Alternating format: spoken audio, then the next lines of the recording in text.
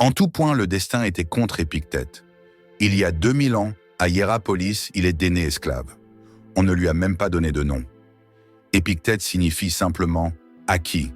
Il a été torturé, les fruits de son travail lui ont été volés. Son corps a été maltraité, comme un cheval épuisé par le travail, et ensuite abattu. Plus tard, il a été injustement exilé. Il a traversé des épreuves et des difficultés inimaginables. Et pourtant, il a triomphé. Parce qu'Épictète ne voyait pas sa vie comme une série d'horreurs et de tragédies, mais comme une suite d'opportunités infinies. Un podium et une prison sont chacun un lieu, a-t-il dit. L'un est élevé et l'autre est bas, mais dans chaque lieu, ta liberté de choix peut être maintenue si tu le souhaites. Chaque événement a deux poignées, a-t-il dit. L'une par laquelle il peut être porté et l'autre par laquelle il ne peut pas. Épictète a choisi de se concentrer sur ce qui était sous son contrôle. Ses opinions, ses valeurs, ses désirs, son estime de soi, et d'ignorer le reste. En observant les hommes et les femmes puissants de la cour de Néron où il travaillait, Épictète a commencé à remarquer que, bien qu'il soit esclave, il était plus libre que beaucoup d'entre eux.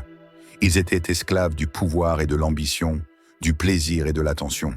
Leurs esprits vagabondaient. Ils étaient facilement distraits. Ils étaient blessés par des offenses mineures et consumés par des rancunes mesquines. Ils vivaient mal.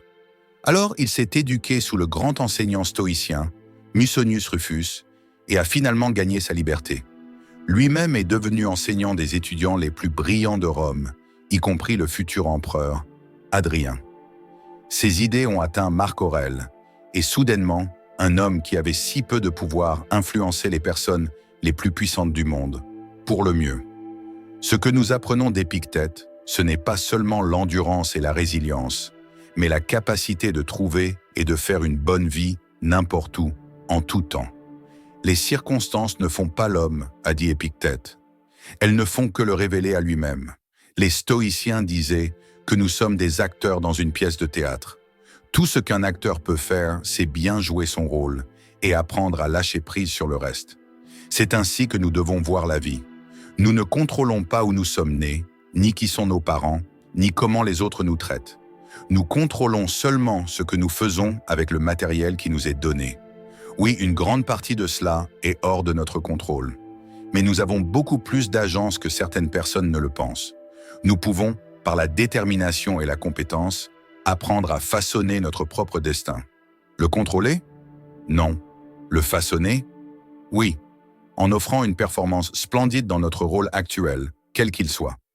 Voici votre dose quotidienne de sagesse stoïcienne. Merci d'avoir suivi jusqu'à la fin. Si vous avez trouvé cela utile, n'oubliez pas de liker la vidéo et de vous abonner pour ne rien manquer.